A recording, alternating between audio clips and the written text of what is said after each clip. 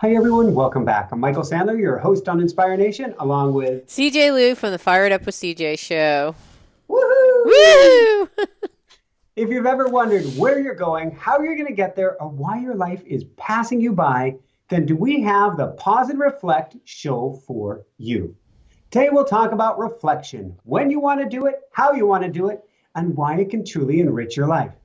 That, plus, we'll talk about the power of electric storms, the writing begins, a deer outside the door, coyotes on the streets, the greatest mountain bike in the world, one tired foot, and what turtles, butterflies, and nibbled toes have to do with anything.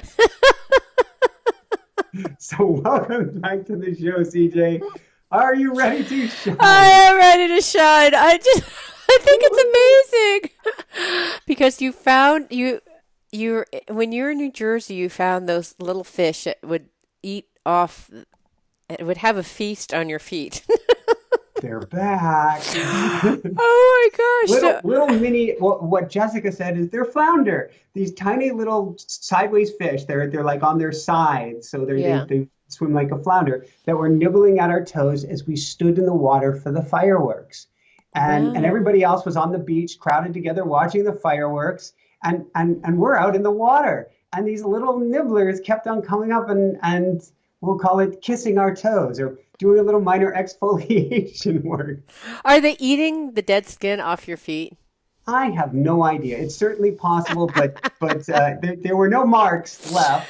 Oh my There gosh! were no Who needs? toes hurt in the. So what does it feel like? Does it just feel like little pin pricks, or what does it feel like? No pain. No. It feels like something brushed up against your foot, and then something else brushed up against your foot, and lots of little, not quite feathers. They have a little more mass behind it, but you feel these little things coming up, and it's no teeth or anything like that we could feel. Almost like you're getting kissed by these little things through the fireworks. And at first you're like, eek! And then she's like, But flounder! I don't understand. Your feet are in the sand, so how No, are the they? feet are in the water. Everybody else stayed on the sand. We went and enjoyed the fireworks that were on the beach while standing in the water. I know, but your feet are embedded in the sand, right? So how are they getting to Well, your? if your feet sank down in the sand, so first they start on the toes, and then your feet get a little lower and then a little lower, then they're more like Yeah. kissing your ankles.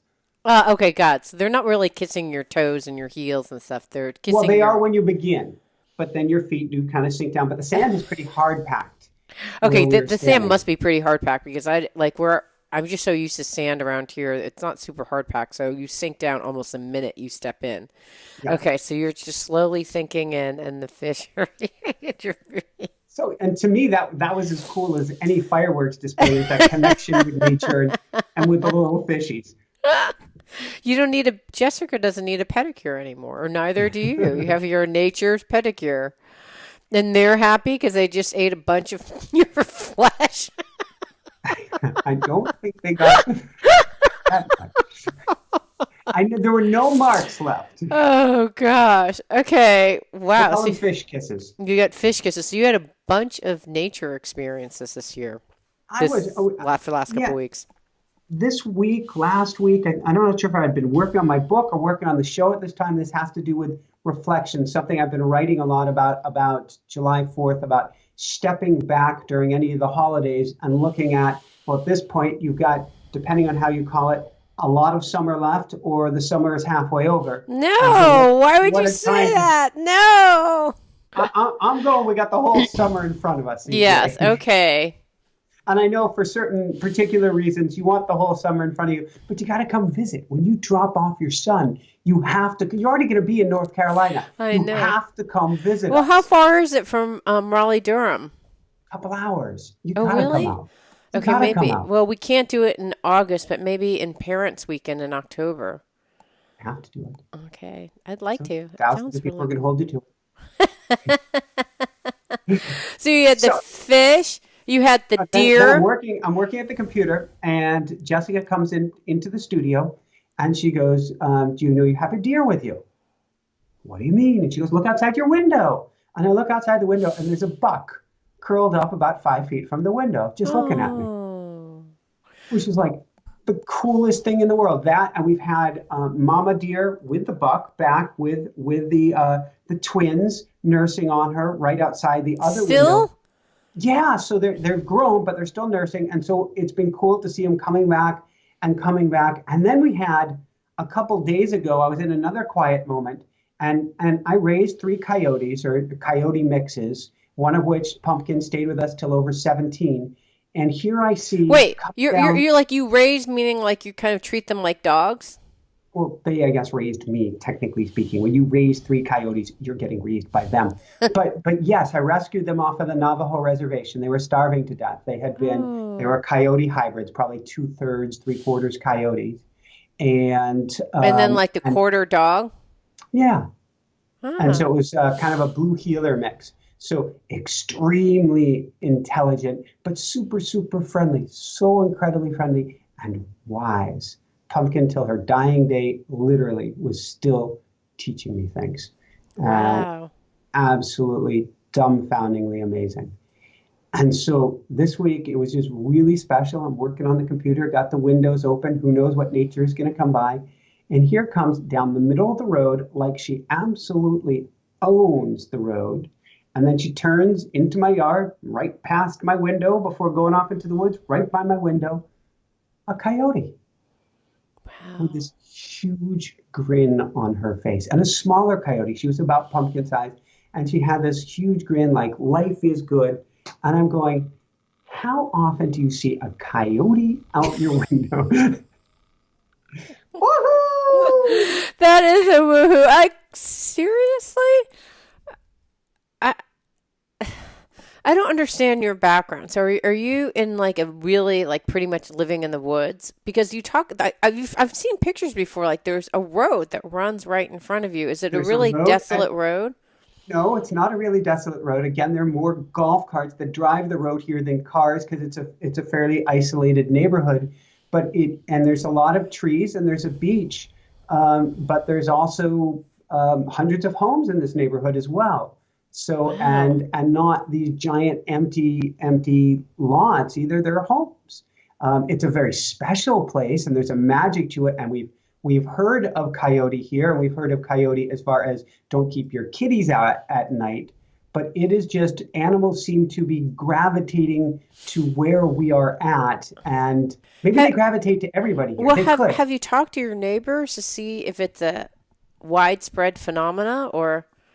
The experiences tend to be fairly unusual for me, but the deer are friendly to everybody here. They don't like come up to you, but No, like but there are your people. neighbors have had coyote encounters and I'm deer. guessing some of them have. They have to have. They have to have. Yeah. So because they're in the neighborhood, but to see it midday and then come right by the window, to me, I look at everything as from a, and I don't know that much about shamanism, but I look at everything as having a spiritual significance, as every encounter with an animal as being there to mean something to us if we look for that meaning. Hmm. And so when they're hanging out in the yard, when we're seeing twins, and Jessica's going twins, and I'm going no, not twins, twins, no, not twins, for because she's Wait, the thinking we deer were were kids. tears, right? The What's deer that? were twins. The baby deer were twins. Okay, but wait, and it was just one coyote, or were there also twin coyotes? I'm just No, getting confused. sorry, we've had one coyote. I'm We just trying have to figure the out how buck, absurd it's getting. the buck that was sleeping by my window. We Okay. have had mama deer and buck and the two twins out here numerous times at this point. And then I've had a lot of other interesting experiences recently. We had a butterfly that followed Jessica and I at least a mile, if not several miles down a Wow. dirt road when we were on our bicycles. And it was this beautiful yellow butterfly would fly in front of us, land and say hi to other butterflies, take off, come back to us, go back behind us, come back in front of us. It was clearly this was a sentient being, and it seemed almost like it was wagging its tail, Mm. bouncing along in front of us. And then we met another turtle. This is my second turtle experience here in the area where I stopped. There was a turtle on this Like dirt little road, ones or like little Hawaiian turtle, ones? 6, 8 inch turtle. Uh-huh. And it came and walked up to me and went between my bike wheel and my foot and came up to my foot and then went off into the woods. like it was saying hi and made a trip to me Wait, and so it around me walked to you and then it turned around and went back into the woods? after it circled behind my foot. It had to go out of its way to do it. It could have just said human, woods, and Wow. Okay, so what do you think it means? They're very different. So the shamanism, there's so each of these animals has an archetype. So you can almost imagine like certain type. We ascribe certain. What is it? Anthropomorphize the animals, and so like you were saying, the fox felt clever, or what shamans do is they observe the animals and. There are animals in the middle world, which is this world, and then there are animals in the lower world, which are those carry the archetypal energies of those animals. So, a crow in the lower world or upper world, it could be either, but a lot of animals, from my own and personal experience, I experience a lot of animals in the lower world. can you tell us real briefly, lower world and upper world? Yeah, so What the is shamans believe that there's a lower, middle, and upper world. In the lower world, in order to travel to these worlds, you use drumming. So you use drumming or sounds to get you into kind of a hypnagogic state. You go down to via like either a hole in the ground or something that takes you down into the center of the earth. And then when you go in there, you'll encounter spirits. So there could be like a rock spirit or a spirit of Rainier, which is where I'm from, or you could experience a spirit of a plant, like you may experience sage, or you can experience an animal. And so those animals, when you go down, so for example, an owl, if I went down and went to the lower world and I found my spirit animal, which is an owl, one of them, which is an owl, it may be that animal has certain archetypal energies around it or that are usually ascribed to it. Like owls are really quiet, they're observant, they Mhm. are wise. I don't know if they're really wise, but we assume that they're wise. We as human beings we're assuming that they're wise. They're probably like snakes. Snakes are so like I think about deer. I don't know enough about deer, but they're pretty quiet. They're very peaceful. I think when I look at deer, so the combination of peaceful and then like jittery. Like they seem to have like really quick central nervous systems that, to me when I look at a deer. I don't know, haven't had much experience with coyote, and butterflies are all about metamorphosis and Mhm. transition and transformation from, it's incredible because you have this caterpillar that turns into a butterfly. So that's the whole idea. So shamans would observe these animals and then understand a little bit about the nature of these animals. And so if you think that owl is wise or deer is about peace, then or turtles are usually associated with wisdom. So when the turtle comes and circles around your foot. And that's the second time in 2 months a turtle has done that. And Wow. Yeah, so it's about some type of wisdom. It's asking you to either tune into the wisdom of the turtle, or it could be that the turtle is your spirit animal. And by tuning into the spirit animal, when you have a spirit animal, you may actually go to your spirit animal and ask a specific question. So if I wanted to um, tap ancient wisdom, per se, I would go to the turtle and I'd say, Turtle, what do you have to tell me? What wisdom do you need to tell me? Or if I went to the deer, I would go to the deer and merge with the deer and say, so what you do is when you go to the lower world, you're going into those worlds and merging with those animals. And so if I pause you for a brief second, yeah, can we do this? Let's say that we have a drum. Could we do it on YouTube, listening to a yeah, drum? sure. Can we Okay, so drum let's, ourselves? yeah, so, yeah, I think so. So so I'm going to play the music, and when you hear the drums, what you're going to do is, um, we can all tune into. How about should we do the pick an animal, Michael, of the animals you experience? Well, let's go with the deer since that seems to be the most common. I've been trying to tune into the deer at night when I go to sleep asking, Dear, please come visit me. What do you have to share with me? Okay, got it. So let's say that let's actually do a middle world journey. So there's lower world where you actually go into the archetypal energy of the deer. Whereas a middle world would literally be going to that deer that was outside of your window, and then you would Mhm. ask the deer, may I merge with you? And if the deer says no, you don't go, okay, this is, you just go in there. You have to get consent. You need to get consent from the deer.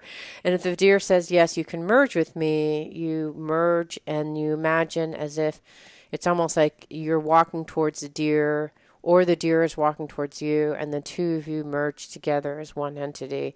And then you see things. Sometimes shamans do things like you can see things through the eyes of the deer. So you can imagine that you're looking, the deer is using your human eyes to look at what's happening at this moment. Okay, the other times you can kind of tune in and say, Dear, please tell me what message you have for me. And you tune into the message of the deer. Um, and then after you get the message, you unmerge, you thank the deer, and then you walk away. That's it simply. If that's the thing that you're trying to do, that's the other thing is you can go in the lower world. That's more involved. You go to the lower world, you go down, you go and you have to reach down to whatever level you feel intuitively correct, and then you ask to see the deer spirit. So let's do the easier one since it's the other one's a little bit more complicated. It could take 20 minutes. It could take a third of the show. So let's do the All simple right. one. So today we're merging with spirit animals. I am loving this. So do you want to do deer? So you want to do deer, right? Well, deer is what my first choice is, but if you're curious about the turtle, I'm game for that. We could do turtle instead, and I can Okay, do deer well, on my well, own. we can do two things. I can merge with Okay. the turtle. So it's a 6-inch turtle that you saw. Yep. Okay, and then you can merge with a deer, and we'll both ask it. So I can ask if you give me permission. Do you give me permission to ask the turtle what message it has for you? Absolutely. Okay, and then so I'll merge with the turtle, and then you merge with the deer, and let's see what we get. Ready? Woohoo! All right. Do I just sit back Woohoo! here? Do I close Yeah, my just eyes? What should I close your do? eyes and relax. So for everybody, don't do this if you're driving down the road. Come back to this part later. Yeah, so you're going to find an opening. So it could be a window that you have, or um, it can be any kind of opening, a door. So imagine yourself either going out the door or the window.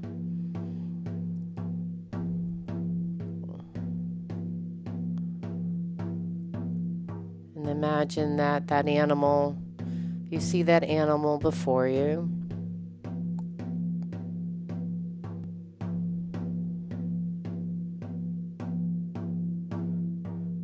And then ask that animal, may I merge with you?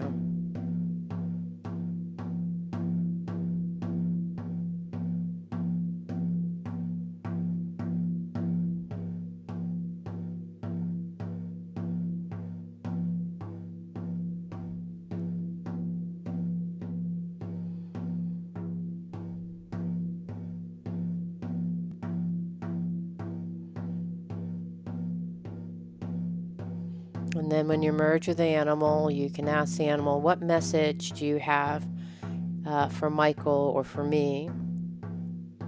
So this is, you would say, what message you have for me? And I would ask the turtle, what message do you have for Michael?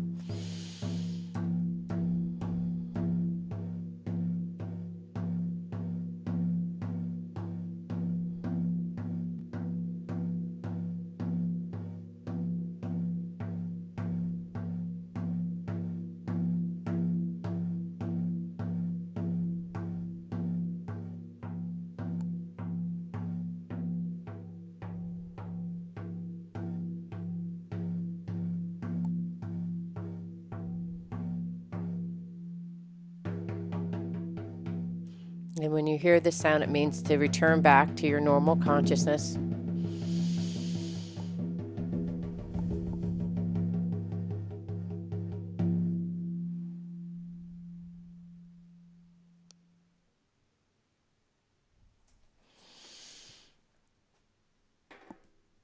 Cool. Okay, what's the message that the deer gave you? I got two main messages. One was the whole time until you said come back, and then he threw me one more message. Um, it was a message about being gentle and not pushing. In Yeah. fact, the drum started going, don't push, don't push. And then I thought I was hearing push, don't, because it's just those two words going back and forth and back and forth. And was saying you will be strong on your own 2 feet by not pushing. Mm. And it's very similar to the one that I got from the turtle. It was like slow down, slow down. I'm trying to think. There was one other message. It will come to me later. But yeah, it was like slowing down and something about slowing down your heart, which I'm not sure exactly what that means to you. And I got the sense it was something about slowing down your heart when you're exercising or something. Are you doing anything that you're pushing your heart a lot? Not too much. Certainly, the stress levels I would like to see under more control because we have what I'm sensing is a need for more pauses. And because the pauses aren't there as much as I'd like, the amygdala response is higher than I desire because things are stacked. Mm. And I'm trying to do what I can now to unstack things. I actually get to do more work in the morning hours on our book, which I'm looking forward to, but how I can unstack or build more space into the rest of the day. And I do feel that in my heart, and my heart says, please find a way to build some more time into that. Mm. Um, and so that is, in a sense, rest the heart, give more natural pauses. That's the deer outside the window here was curled up by the window. So was taking a break, was relaxing. And that's how I saw him rather than there was another deer another day that was standing tall and he was kind of stomping his leg in front of me, which is, I think, saying stand tall in your own 2 feet and my family. But Interesting. I was also getting from the deer to was the last thing was to connect more with the earth, go spend more time sitting outside, Mm. which would be also taking more of that pause. So the Mm. animals seem to be coming around here. So why not hang with them, hang Yeah. outside, see what Yeah. happens. Yeah. That's an interesting idea. So maybe when the deer comes next to take just a momentary break and tune and ask to merge with that specific deer I love and it. ask what message that you have for me, or the coyote as it's kind of like walking down the street saying like, That was hey, so hey. cool. That is so cool.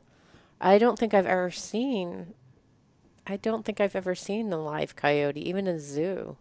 I just have never seen it. It's reddish, right?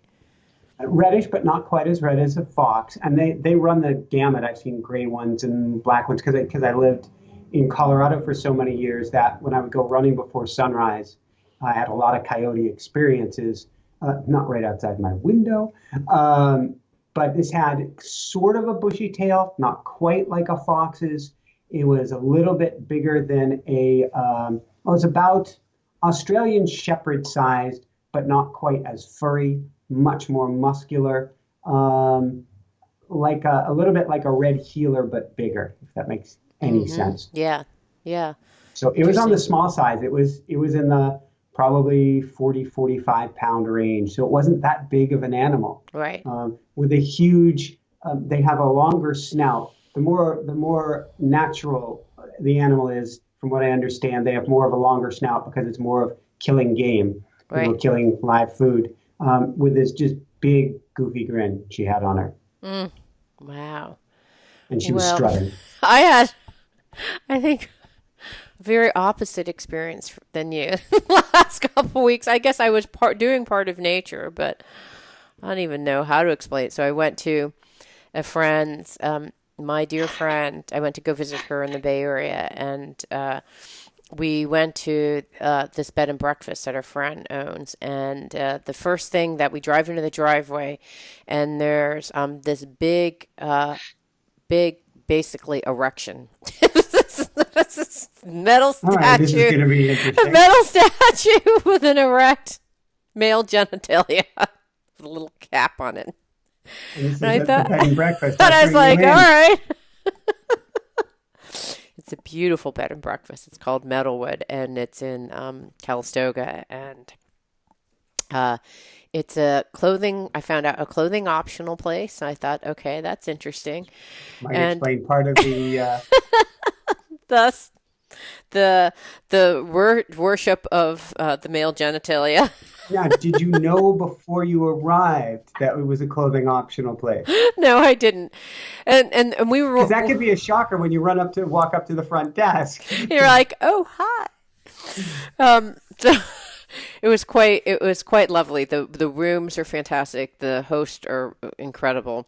So I had a really good time. It was just that was the highlight. But we walked around Calistoga and we met an artist that was talking about quantum physics. He was thinking about quantum physics as it applies to creativity, as it applies to creativity in art, and also his mother passing, and he was wondering about how all those things. I think he was kind of like in his head, kind of tossing around those ideas and how all of them are related. So that was also interesting.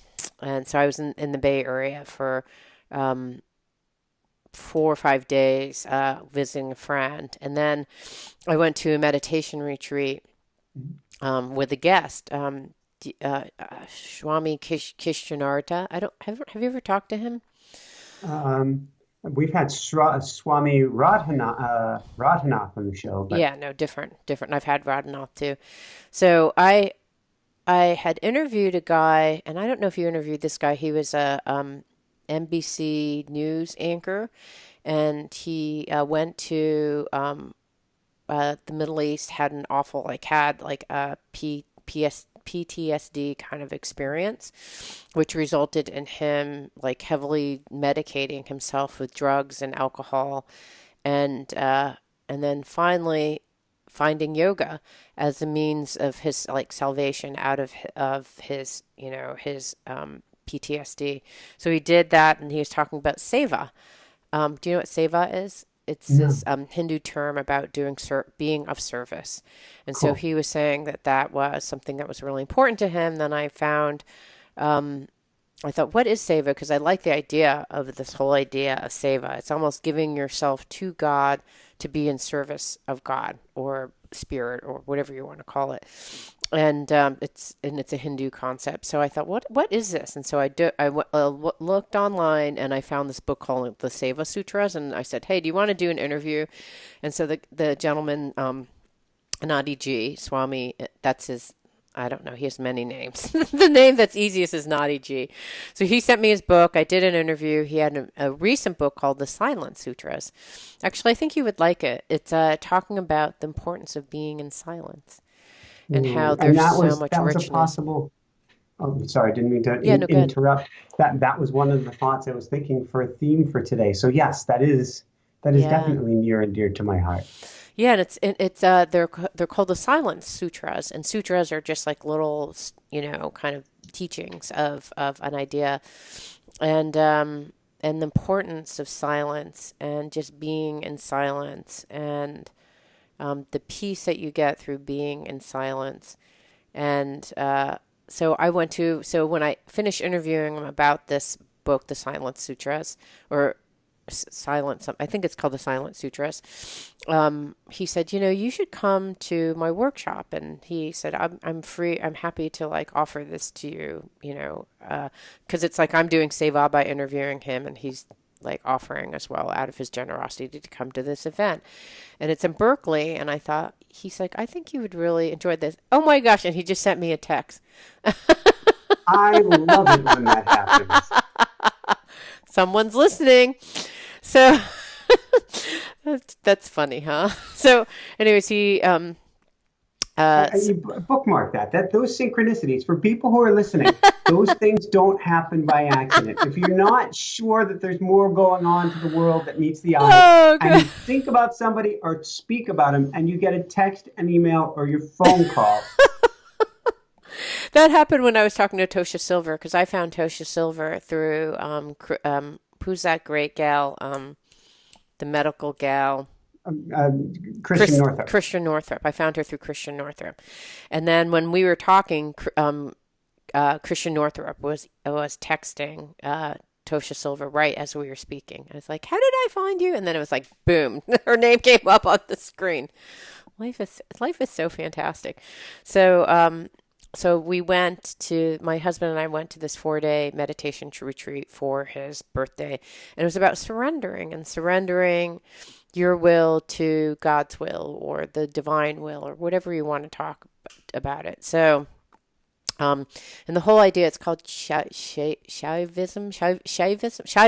I don't know if I'm pronouncing it since it's a brand new idea to me, but there's like 3 phases. Like we do Unavapaya, which is like meditation and stuff, where we're actually doing things to kind of move our energy and move to a different place. But it's still based on this dualistic paradigm where it's like, I'm having an issue with you, therefore I'm going to do a meditation so that I can actually, be okay with whatever is happening.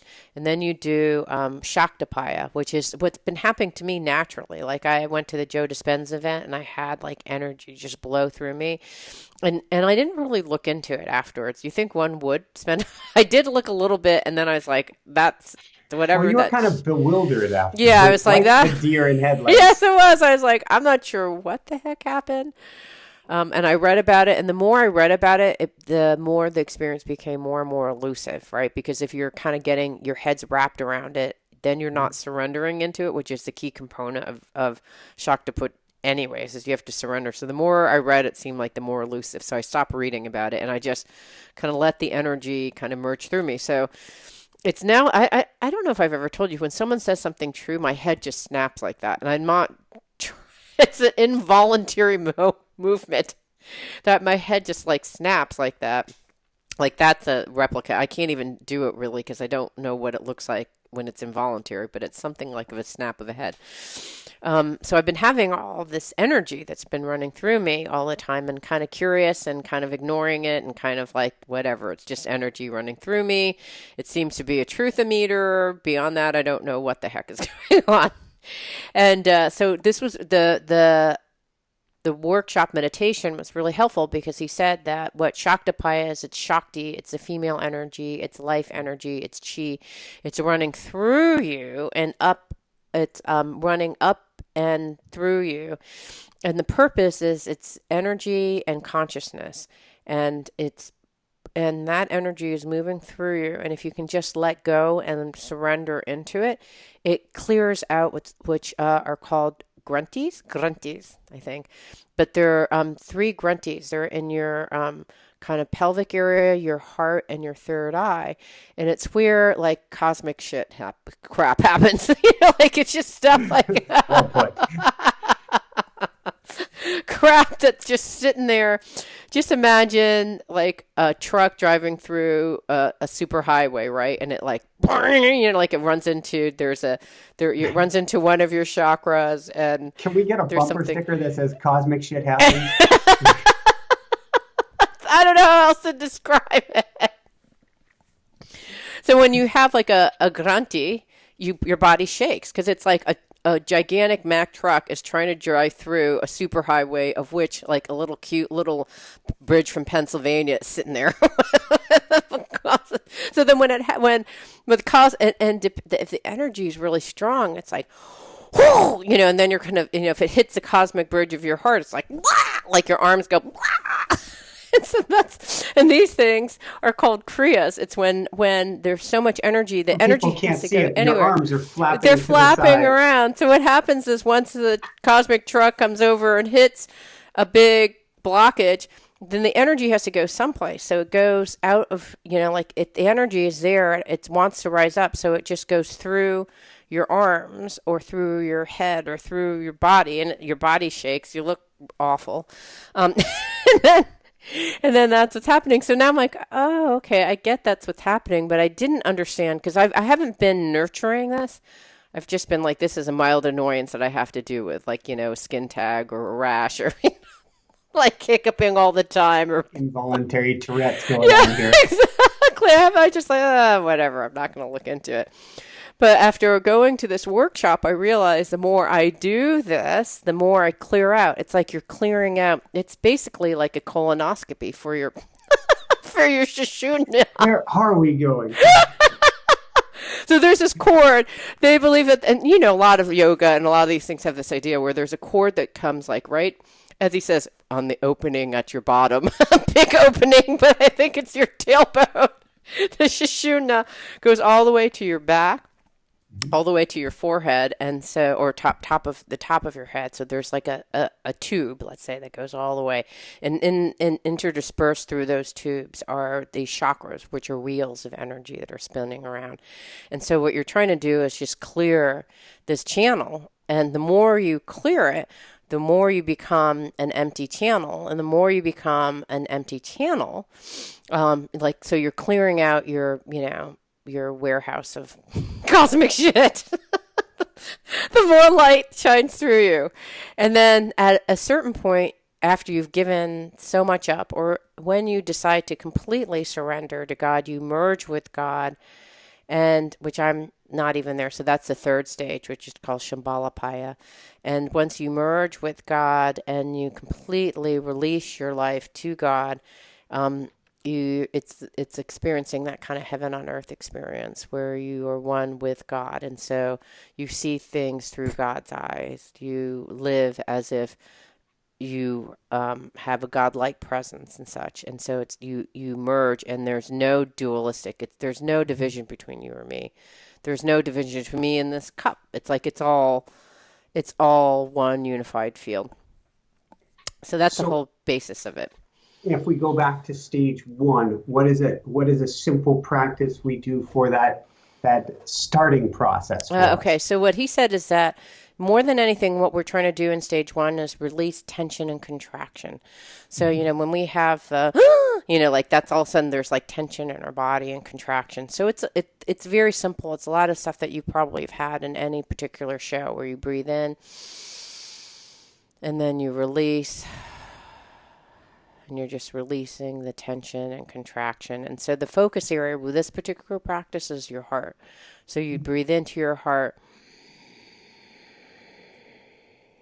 expanding into your heart, and then you would exhale 20% of it, inhale again, and expand into your heart as well as your belly area, and then release the tension.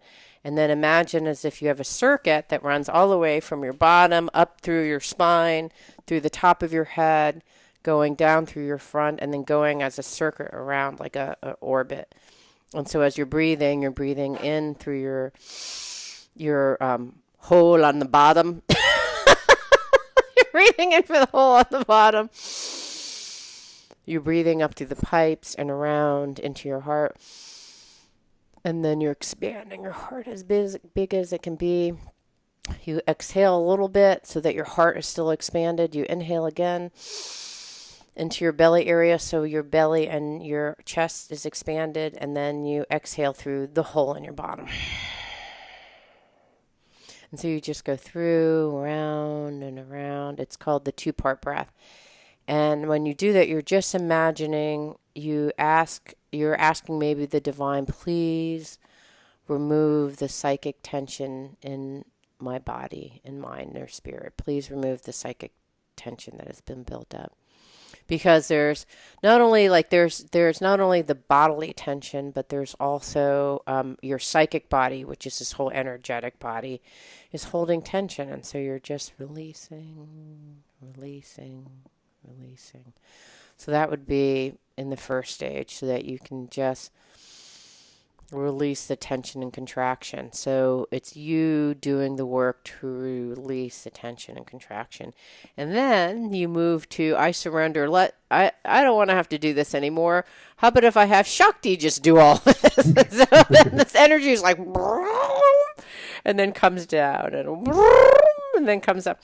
And so That's the idea. So, so either like for whatever reason, after doing the Joe Dispenza meditation, that's when I started having Shaktiput and it hasn't gone away. And it's like, it's not like generated by, I don't even know where the heck it's coming from. It's just coming. Well, in this case, when you go to the meditation retreat, there are gurus or teachers like Nadi G who have had, they're connected through a lineage of a long set of people who have connected to this energy and have learned how to transmit this energy. Sort of think of them as like an internet provider who comes up and like, you want broadband? You're like, you know, Don't ask for broadband unless you're ready for it. yes, exactly. So you ask for a broadband connection versus modem, which is in this model, most of us are on like a modem connection. So then you get like a guy like Swami G, Nadi G, to come over, and he is broadband dude. Like he is like the highest bandwidth that you can get. And he'll sit down in a group, and through his eyes will transmit broadband energy from his eyes into your eyes. And the first night I sat there, I was sitting there and looking, and it was like some weird psychedelic trip. Like his face started like merging. It was almost like a blur effect where it was like a blur and a swirl up. And then I was looking at him, and his face was transfiguring. It was like his face was turning right and left. And on top of his face was another face. I was like, I'm not sure what's happening with this eye stare. And other people reporting things like they saw like clouds of smoke or like a face popping out of another face. I mean, it was just wild. It was crazy stuff. And amazing because it just shows you that with higher vibration, we can tune into energy and see through different forms of reality. I mean, I did not take any drugs, like nothing. It was just the energy coming through his eyes into my eyes, and it was shifting my whole perceptual map. And sometimes he would talk, and I could feel like the energy vibrations because he's transmitting not only through his eyes, but his words. So things he would say would be like, wow, like I would just sit there and shake like crazy. It was just, and then the big topper is he comes over and he takes his hands and he gives you a Shaktiput. You know, there are different parts, like heart, sometimes on your back. So he gave me a Shaktiput like this, and I was like, it was like, Right, right, it's your third eye. yeah, my third eye, and I was just like, like it's just like pure insanity. It was literally like, felt like I was getting electrocuted. And then the second day, he was only supposed to do an open eye transmission. So I thought, okay, we're going to have an open eye transmission. And then I heard in my head, no, he's going to do another one of those Shaktiput things. I'm like, no, it doesn't look like he's doing it. But then all of a sudden, boom, he gets up and does this. And during the morning, I'm thinking, I have to watch out because I have a feeling I'm going to pass out. And there have been people who literally, they're sitting in their like sitting upright, and they pass out onto the ground. Like, I'm kind of fearful that that's going to happen to me. I just have this intuitive sense this is going to happen to me. And sure enough, what exactly? So I actually put these pillows all around me because I'm like, I don't know what's going to happen. Because literally, when you surrender everything, including your ability to sit up straight. Like you're just like, I mean, you know, when you see those movies when someone's like, praise the Lord, and then they're like, wow, they like pass out on the ground. You're like, what the heck happened? It's kind of like that. So he comes over and he gives me the Shaktiput, and I literally, I pass out on the ground. And I'm just shaking. And then, and then I look to the side, and there's some guy's knee because I passed out next to this guy. And he's trying to give the Shaktiput to the other guy, but of course my head's in the way because my body is on the ground shaking. Oh. So I'm thinking, I need to get out of the way because he's trying to give this other guy his Shaktiput, and I don't want to ruin whatever is happening here. So I'm like pulling myself over from the ground. It was like, I've been hit. it's like, I don't know if you've ever been so like awfully drunk that you're at that point where you're like, oh my gosh, I don't even know if I can get off the floor, but I somehow drag myself over and I pass out on the other side. So that was my weekend, and I have to tell you what's interesting because I had a previous experience like that with my husband in September where I blew out all my circuits because it was just too much. I was pot is legal here in Seattle, and so we were smoking pot, and that's what happened. So I had an experience like that, and afterwards it was too much. Like the pot kind of blew my head open in a way that wasn't helpful. But this time, Don't try this at don't do home. it. So now it's many months later, almost a year later, and I had this Shaktiput experience, and uh, it's just been amazing. Like I feel way lighter, way happier. I'm still having You breathing look it. issues, but yeah, You look much younger, healthier, energized. It's a different CJ than at least the one a couple iterations ago who was on the show. yeah. I'm It's still in peeled away fear. many layers. Yeah, I'm still in fear, but it's actually, each time these Shakti put things would happen, I would just imagine like, please help me remove the contractions and tensions that I have around writing this book. And like other things were just, it was like a warehouse of like, okay, you want to remove this, we'll provide the blast of energy. And it was like, and it just blasted the whole thing out. And I'm still just reeling with all the energy and the changes and just the wildness of it all. It's kind of just crazy good. So that was my Woohoo! electrical storm. That counts. I can't honestly say I have any idea where to go from that one. Okay, well here's the good news. So after all that, um, I told you last week how I heard in my head contact this woman about joining this book writing club. So I did. And I contacted her and she's like, it's so weird. I just have an opening and you're on the top of my waiting list. And I was like, oh my gosh. So I'm like, yes, I'll join the book club. So I did that and I heard my first book writing club meeting this week on Monday. And that was really fun. Very, very cool. Yeah. How does it intuitively feel? You know what? There's writing where there's business writing or writing for a purpose where you're just trying to like, okay, here's the main idea, here's how these ideas connect together, and here's like the major points I'm trying to make, and that kind of writing I can do. I don't necessarily find joy in that, but this is more of a memoir type of writing where it's almost like writing a journal or yeah, like a journal. When you're journaling your thoughts and everything. And what's been interesting for me is I've been writing ideas, and then I'm like, wait, why do I have that idea?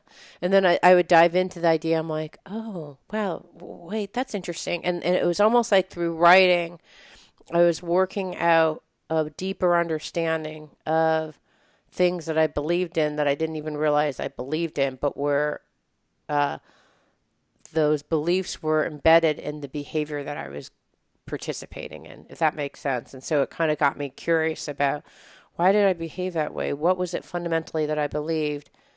Oh, interesting. This is what I believe. And then it's like, but really, do I believe that? And then it's like, well, if I believe that, then why did I do, so it helped with a self-inquiry process. So that part I really enjoyed, and I've never used writing in that way. So that's what it's emerging as. What it will be finally, I have no idea. Very, very cool. And that's something I work with my coaching clients with, doing Yeah. exactly that process and diving deep and getting that communication with yourself or your higher self going to understand what's going on and why, and throwing all the questions out as you're doing. Yeah, it makes it fun because then it's a process of learning and growing and interacting with spirit. Because when I'm doing this, I'm like in some merge place. I'm not just like CJ writing, like here are my thoughts. I mean, I'm just like tuning into the cosmos and my higher self and just like, what is it that I needs to be said? And I just let my fingers do the writing. And then the stuff actually, Automatic yeah, writing. the best thing for me for automatic writing, and I don't know for you, is so I'll meditate beforehand and Mhm. then I'll just be typing and I'm not thinking about anything. I'm just typing. So at my best, I actually describe it, and I love them. So I'm not saying it to make fun of them, but I'll look in a sense almost like Stevie Wonder. Mm-hmm. I'm back. I've got my fingers on the keyboard. I've got the screen dimmed down so you can barely read it, and my head is back against the my favorite chair, and I'm just kind of going back and forth, to and fro. So there is no thought at all going on, and I'm getting information is given to me, a conversation is going on, I'm throwing out a question, I'm getting answers and guidance, I'm getting things that I didn't plan on hearing, and I just let them go, let them go, let them go, and let's see what comes out. did, Mm. did you go back and read it afterwards? I did, because I thought, oh, I have a writing assignment due on this Monday, so I was in the airport just typing, and then I thought, well, I don't even have time to reread this because the plane is about to board and the class is tomorrow, and okay, like this is going to be just what it's going to be. And then I cut and pasted, and then I read it out loud to the group, which frankly takes a lot of courage to read your work out to a group. I mean, I was partially terrified, and I just thought, you know what?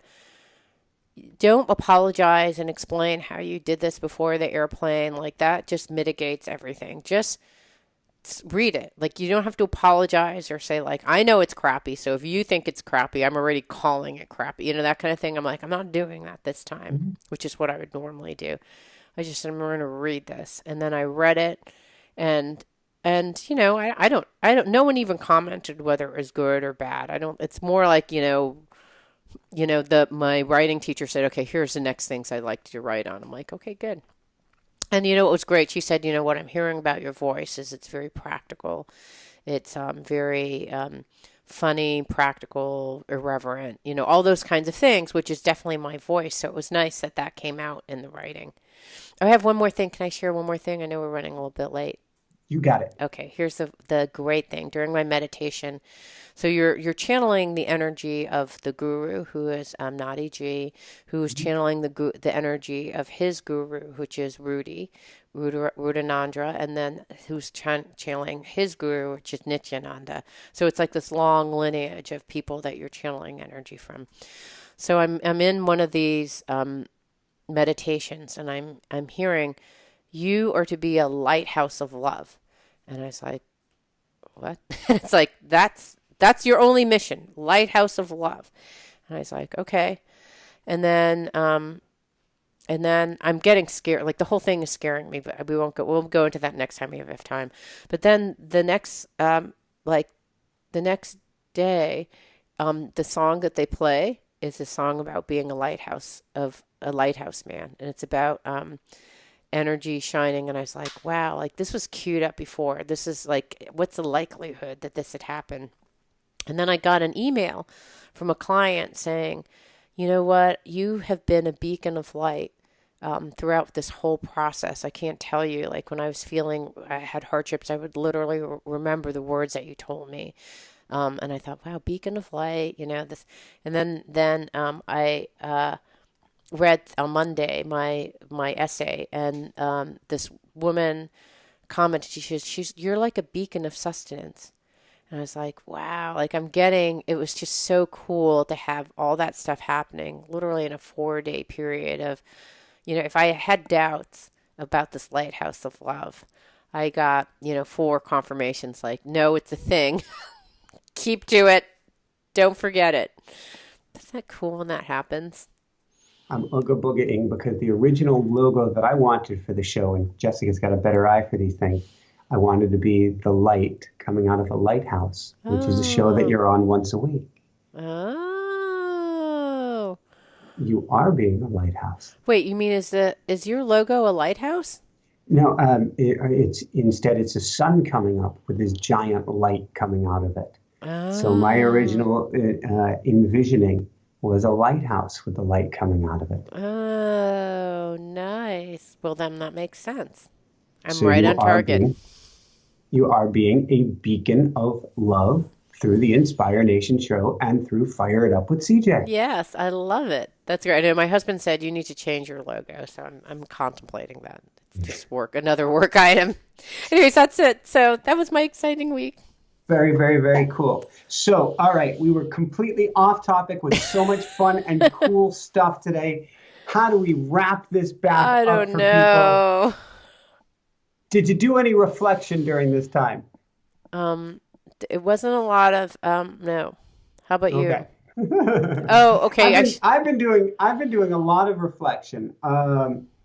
It's really been a powerful time for me. And the last thing I'd share is, and we can talk more about it next time, how Jessica came to the rescue on the whole mountain bike front. And we've been out in the woods, which for me is that place to pause and step back. You're now motivating me, though. I want to dive into the cushion more and do some more work with that. I got one Ooga Booga experiences I heard in automatic writing 6, 8, 10 months ago, maybe longer, maybe a year and a half ago.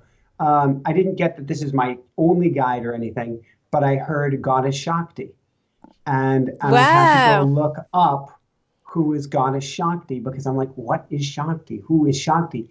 And so now, not all of the times when I pray, but quite frequently when I do my extended list of guides who are here with me when I'm diving into my automatic writing, I'm praying to Shakti.